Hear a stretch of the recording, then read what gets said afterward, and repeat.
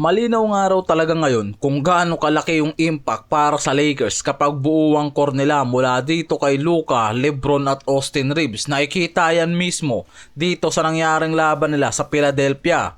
Kontra Philly kasi bumalik si Luka at LeBron sa lineup nila at nag-combine agad yung mga yan ng 60 points sa game. 31 points kay Luka, 29 points kay LBJ. Kasama dyan yung mga clutch play nito. Pinakita ni LBJ yung vintage form sa fourth quarter. Nag-deliver siya ng mga importanteng jumpers at isang go-ahead 3-pointer sa huling minutes na nagbigay sa Lakers ng lead. Si Luka naman kahit medyo hindi perfect ang shooting niyan mula sa 9 of 24 attempts, nagpakita pa rin niya ng all-around game, scoring, rebounding at playmaking at 2 blocks sa game. Bagay na nagpapakita nga araw ngayon ng pagiging go-to star kapag mataas ang pressure sa game.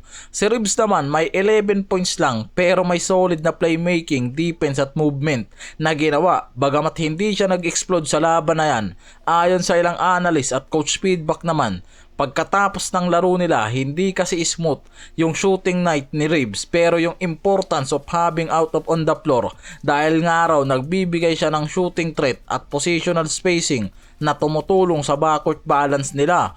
Kahit hindi naging effective sa scoring yan, may mahalagang contribution yan sa off-ball movement, spacing at ball movement support na nagpapadali para kay Luka at LeBron na gumawa ng plays at mag-create ng scoring opportunities. Kapag healthy at nasa tamang form nga raw si Reeves, ang nagbibigay ng third option, hindi lang umaasa sa isa o dalawang player.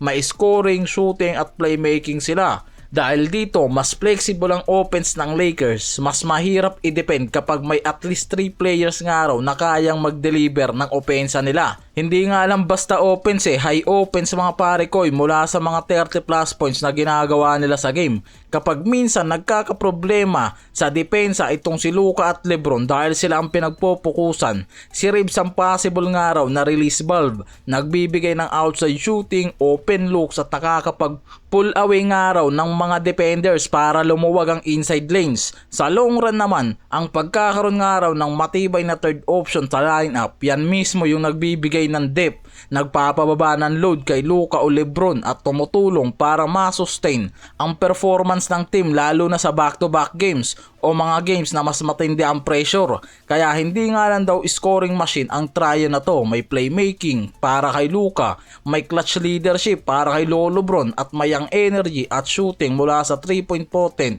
kay Reeves. Kapag nagpapatakbo ng opensa, mas maraming araw option para sa mismong play at mahirap i-depend ang Lakers kapag may go-to guys silang lahat.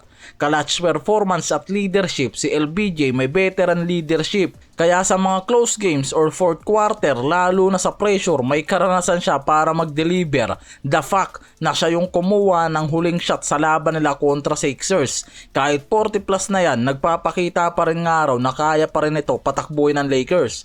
Samantalang si Luka naman, superstar na may kakayahang kumontrol ng tempo, gumawa ng plays at i-carry ang koponan kung kinakailangan. Hindi lang scoring, kaya kapag lahat sila interesadong araw at nasa tamang kondisyon, hindi kailangan mag-overwork si Luka o LeBron. May support para sa isa't isa, yung flexibility na nagpapalakas nga araw ng Lakers ngayon pagdating sa overall nila. Hindi basta one-man show lang, kundi team-oriented with multiple threats. Yan yung nagbibigay ngayon ng malaking banta para sa iba pang mga kalaban nila dito. Kaya iyan yung isa sa nakikitang pinaka nagbibigay nga raw ng malakas na opportunity para sa championship window ng Lakers ngayon.